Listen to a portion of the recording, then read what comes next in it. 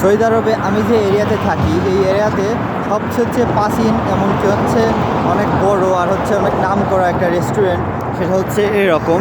Saudi আরবে হচ্ছে ঐতিহ্য বহন করে এই রেস্টুরেন্টটা।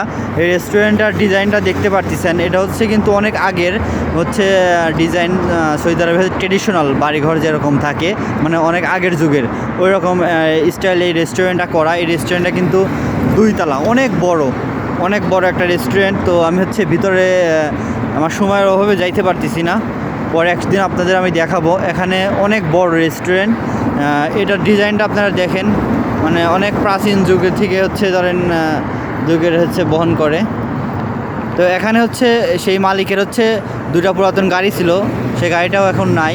তো একটা সাইডে আছে ওই যে একটা গাড়ি, মানে এই মালিক হচ্ছে অনেক পুরাতন মডেলের গাড়িও তার ঐতিহ্য হিসেবে রাখি দিয়েছে এই জায়গা একটা ছিল, ওটা দেখতেছি না।